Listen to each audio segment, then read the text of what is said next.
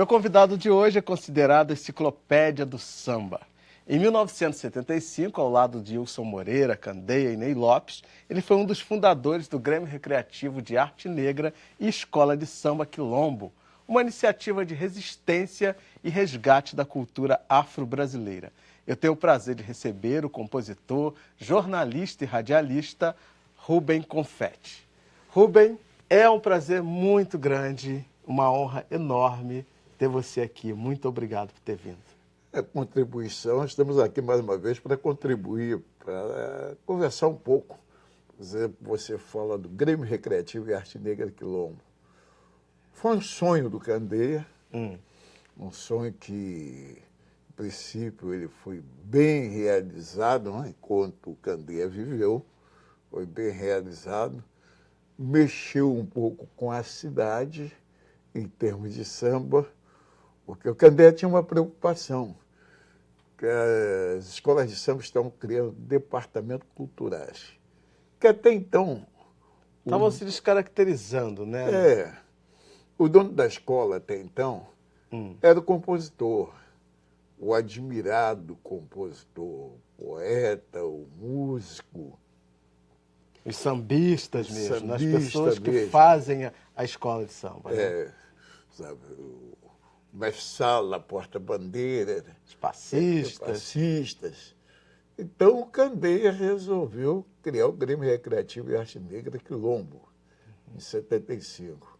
E nós nos engajamos lá com o Candeia, porque nós já vínhamos de outras escolas, não de samba só, mas de outras escolas de arte, não? Começamos na Mangueira, não? Eu comecei na Mangueira, na ala Vê Se Me Entende, ala de passista, lá pelos anos de 62. Pois é, você foi passista, né? Fui passista. Ao tempo E naquela época, passista tinha que sambar mesmo, né? Ah, porque sim. hoje em dia acho que é uma coisa meio balé, uma coisa meio... Não, eles usam umas franjas, não? E a franja é que samba. A franja... Aquele tempo, não. Aquele tempo tinha que dar no pé mesmo, né? Tinha que dar no pé. Eu sou do tempo do Carlinhos Pandeiro de Ouro, por exemplo, que ganhou o prêmio do Barack Obama, não? Prêmio de doutor em samba. Ele fez uma exibição na Casa Blanca e depois no Congresso, lá nos Estados Unidos. O Mussum, o nosso querido Antônio Carlos, Mussum também do nosso tempo. A Gigi, passista, e tinha passista não só na Mangueira, mas em todas as escolas de samba. E éramos livres também, nós éramos livres, né, em termos de coreografia, que não havia esse relógio maldito hoje de tempo da Marquês de Sapucaí, porque hoje não, olha o tempo, hoje não, quase proibido passista, então já estava. E antes disso, eu lá já conhecia o Paz e Amor, a primeira escola de samba que eu frequentei, que eu fui convidado, né? Fui convidado, não. Minha mãe permitiu que eu fosse ao Paz e Amor, lá em Bento Ribeiro, na Fontinha, a escola de samba do Seu Galdino, uma escola de samba azul e marrom. Você veja só as Azul coisas. e marrom, curioso, hein? Era curioso. Está vivo aí até hoje, um dos grandes artistas dessa escola, que foi o Davi do Pandeiro. Hoje é da velha guarda da Portela, mas ele realmente foi sensacional. Então, depois eu passei pela Independente da Serra na rua Lambari, na Serrinha, hoje Antônio Fuleiro. Lá eu conheci Dona Ivone Lara, mas ela ainda não era Ivone Lara, ela era Ivone, simplesmente, a esposa do Oscar, e na hora do seu Alfredo. O seu Alfredo não permitia que ela frequentasse o Império Serrano, que havia uma rixa lá. Qual era a rincha? É porque o seu Alfredo foi presidente do Prazer da Serrinha. Prazer da Serrinha, que era a escola de origem. Isso, antes, que deu origem ao Império Serrano, né? Exatamente. Mas o seu Alfredo ele era muito vaidoso, era um mineiro vaidoso. Então, um certo carnaval, ele escolheu um samba errado. Era para escolher um samba do Mano Décio e Silas de Oliveira, Paz Universal, e ele partiu para um outro samba. Escola de samba era algo assim, 70, 80, 90, 100 pessoas. Mas o pessoal não gostou da escolha do seu Alfredo, em 45, aí protestaram com ele e partiram para a criação do Império Serrano, já em 47. Não? Então, essas foram as escolas que praticamente eu frequentei. Paz e Amor, Independente da Serra, e depois, mais tarde, eu fui convidado, né, para ser passista da Estação Primeira de Mangueira. Então, você entrou no samba mesmo, foi como passista? Foi o primeiro contato com o samba? Foi sendo passista ou não?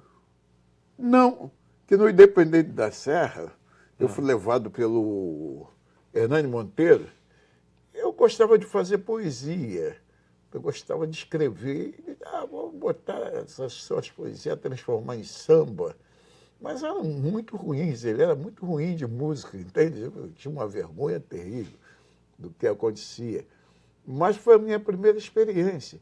Não desfilei no Independente da Serra. Então já começou como compositor, como então? compositor, Olha como compositor. Porque eu sempre gostei de escrever. Eu fui rato de biblioteca e escrever desde o primário, desde o curso primário, eu sempre gostei de escrever, fazer minhas redações, minhas poesias. Agora, uma curiosidade, como é que foi a relação com a família? Que tipo de criança que você foi? Que tipo de menino? Como é que foram os seus pais?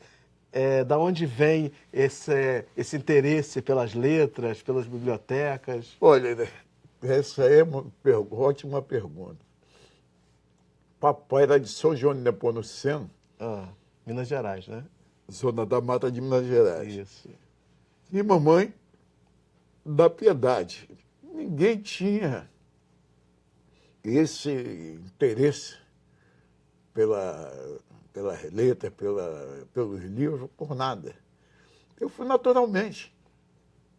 Por quê? Eles faziam o quê? Qual a profissão deles? A mamãe era doméstica, não? Doméstica, lavadeira, lavava roupa para fora. O papai era servente da escola Nanelli, uma escola de enfermeira famosa, que tinha também na Praça 11, ali tinha o Hospital São Francisco, era uma escola de enfermagem, hospital-escola. Então, mas eles me colocaram primeiro numa escola da Dona Etelvina. O que era a escola da Dona Etelvina? Eram umas mesas de madeira tosca, e ela me ensinou as primeiras letras, você está entendendo? Dona Etelvina, na rua João Vicente. Depois eu passei para a escola da Dona Dinorá.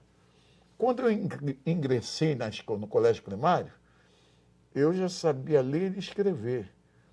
Foi até um espanto que eu fui. Ou seja, um dom natural mesmo, né? Os professores disseram, não, você já ganhou assim, um destaque. Mas eu tive um problema logo no começo, porque o problema visual é antigo. Me colocaram... Desde criança? Desde criança. Eu me coloquei lá atrás, numa das últimas carteiras, e não consegui ler o cabeçalho. Depois é que eu fui chegando, aí comecei a ler o cabeçalho, copiar direitinho. Aquela Escola Paraná 310, Rio de Janeiro, não sei o quê, matemática. Aí você tinha que copiar aquele cabeçalho e a aula. E ali, na própria Escola Paraná 310, na Avenida Hernani Cardoso, quase em frente à Faculdade de Souza Marques, eu já me interessei em frequentar a biblioteca da escola primária, mas lá sozinho. O que você lia na biblioteca nessa época? Eu não lembro. Eu lia, você está entendendo? E logo depois eu conheci um amigo português, o Adelino. Esse me emprestava aqueles livros, aqueles clássicos da língua portuguesa, não. Camões não, Camões nem pensava. Ele me emprestava, eu lia, aquilo eu lendo, sem pretensão nenhuma, sem direção nenhuma. E aí fiz todo o curso primário por lá, e você ia até a quinta série, que era a admissão, E depois disso eu fui para... Eu tentei o Senac, mas não deu certo. Eu fui para a Imprensa Nacional, o Departamento de Imprensa Nacional, que tinha a Escola de Artes Gráficas, a maior parte gráfica do Brasil naquela época. A sua entrada no jornalismo foi por aí? Foi quando você foi para a gráfica, isso que te levou para o jornalismo? Basicamente, porque naquela época você só ingressava no jornalismo de duas maneiras. O curso de humanidades ou você entrava pela oficina. E eu entrei pela oficina, porque, paralelo à oficina, eu continuava frequentando a biblioteca, continuava escrevendo. Tanto que eu lembro que na imprensa nacional, um dia o professor passou uma redação para que eu falasse sobre a eleição, que havia a eleição aquele ano, o poder do voto, o voto do povo, elegeu o povo elegendo seus candidatos. E eu fiz lá umas indagações, que quando ele leu a minha redação, me chamou de seu Rubem. Eu levei um susto. Você tinha quantos anos, José? Eu tinha uns 15, 16 anos. Eu magrela, com fome, desdentado, suburbano lá, tudo isso é chamado. Eu disse, poxa, sua redação é muito boa. Como que a redação é muito boa? E aí, esse Leopoldo César Miranda Lima, ele chegou até ministro interino da Justiça. Então, é um homem de alto saber, não é? Né? E lecionava para nós lá na Imprensa Nacional. E ali eu fui criando gosto, sabe? O tempo foi passando. Claro, eu fui para algumas oficinas de fotogravura, que foi a minha especialidade. Primeiro passei pela fotogravura Sepúlveda, na Rua Gonçalves Ledo, próximo à Praça Tiradentes. Depois fui para a Rua do Riachuelo, para a Vida Doméstica. Mas não era o meu futuro ali, não era o meu futuro. Mais uma vez, por quê? Por causa da visão, que a fotogravura, naquele tempo, requeria uma visão ótima, não? Eu não tinha essa visão. A deficiência já vinha de berço, era hereditário. Eu tive problemas, até que eu passei por algumas indústrias, indústria farmacêutica, tecelagem, até que eu fui me descobrindo, escrevendo. E um dia, quando eu me vi, já depois de passista, depois de TV Excelsior, eu me vi na redação do Guanabara em Revista, que era a revista oficial do Museu da Imagem do Som. Ricardo Cravolme está aí vivo, e ele é testemunho de tudo isso. E ele aí me pediu para escrever umas coisas e o pessoal ficou admirado, não? Mas eu ainda era meio cheio de um português castiço, aquelas coisas que eu tinha aprendido, não? Eu não tinha ainda o time da redação popular, mas tudo bem. E aí eu fui embora. Foi assim que começa a minha vida no jornalismo. No jornalismo, né? Então, a gente vai ter que dar uma paradinha. Eu vou para o intervalo, mas é rapidinho. Fique com a gente, que daqui a pouco a gente está de volta.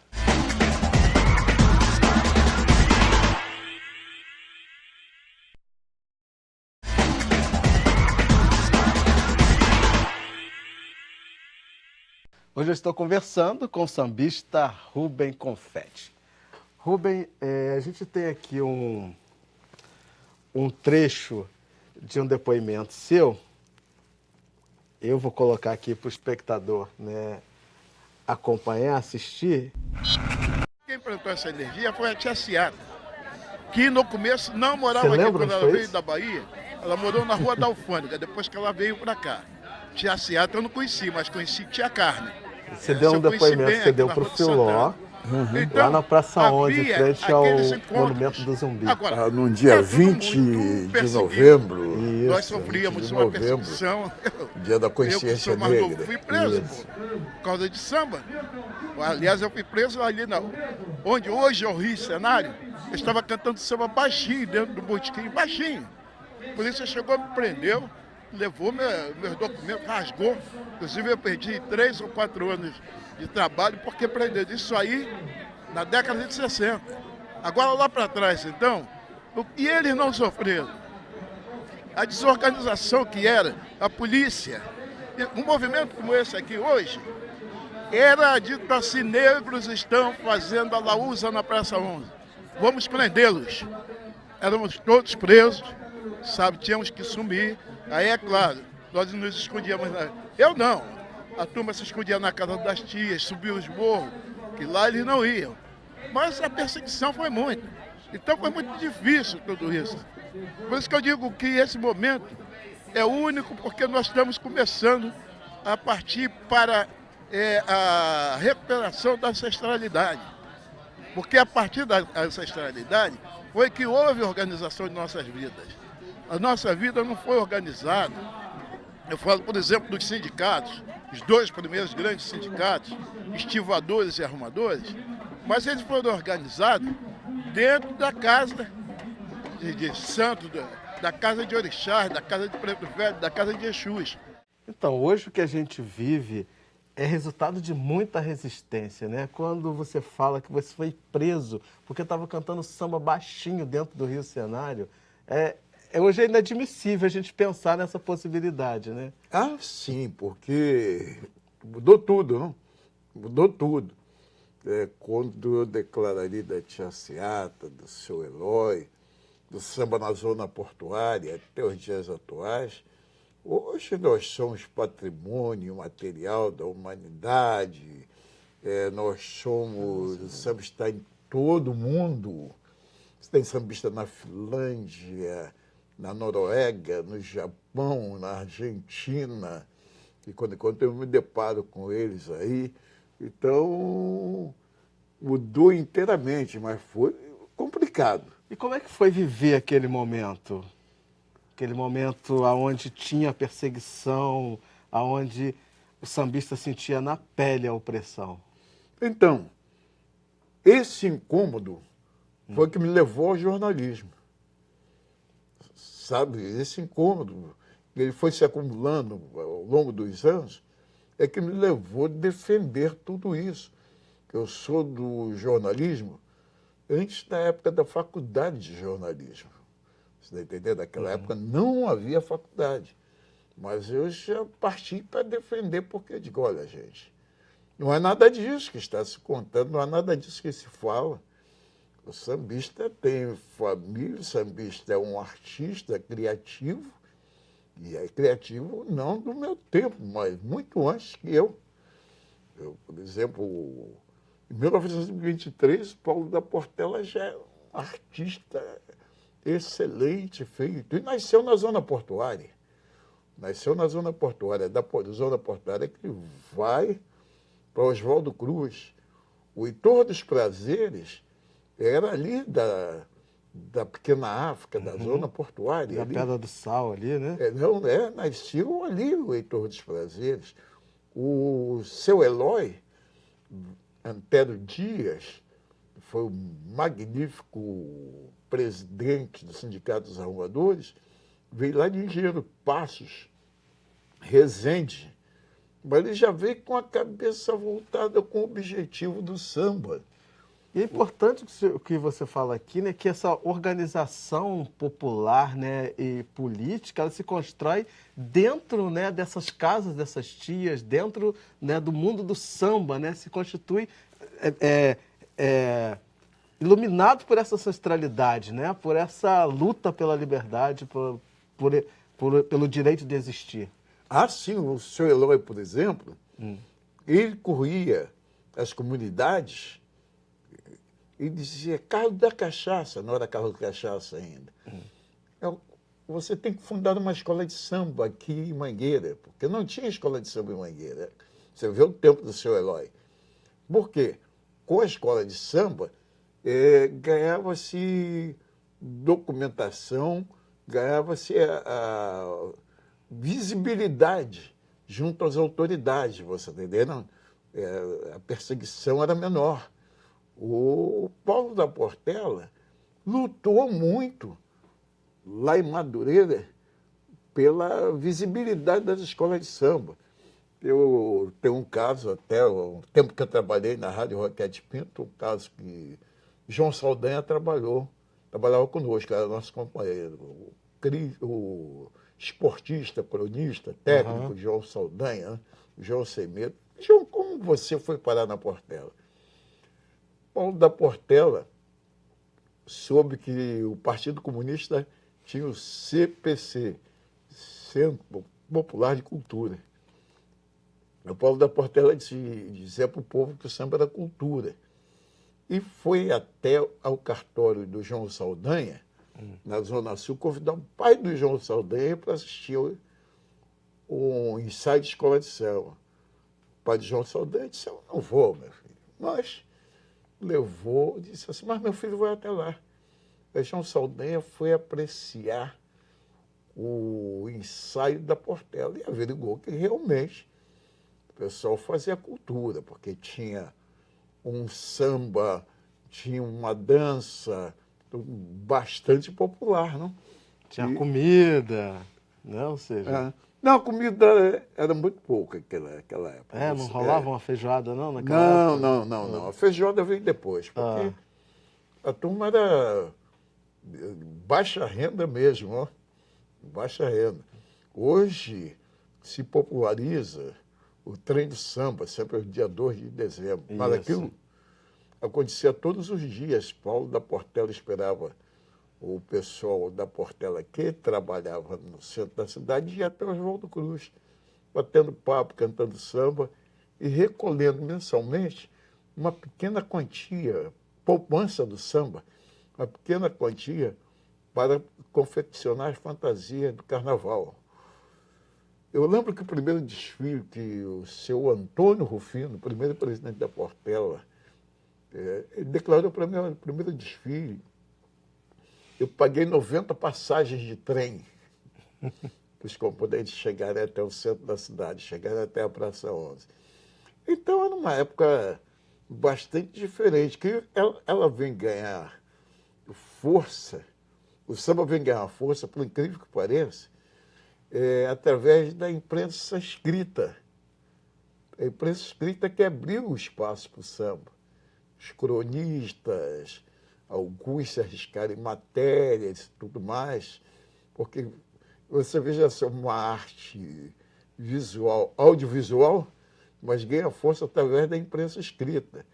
E isso vai até mais ou menos, até 50, 60, com a mudança da capital, é que o pessoal começa a observar mais o poder do samba.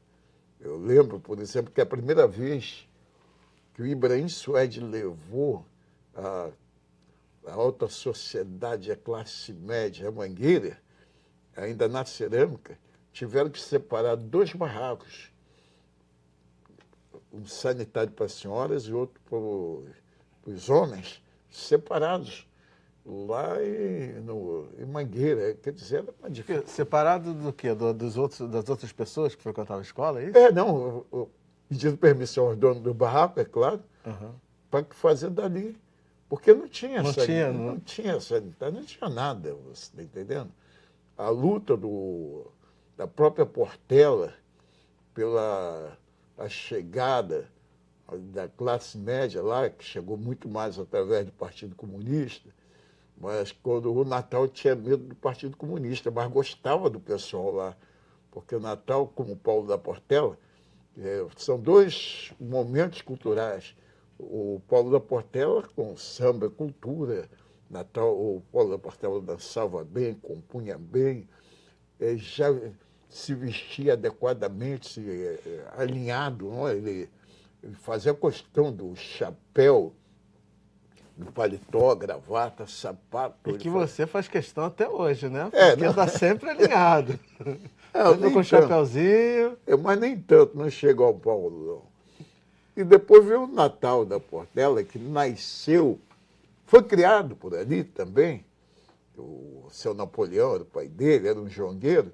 Ele foi criado ali naquela área, estava na Portela desde menino, e ele já pegou aquele sonho de... Era ferroviário aposentado, que sofreu um acidente, não? Aí é que ele foi para o jogo de bicho, mas ele sempre sonhava com o melhor.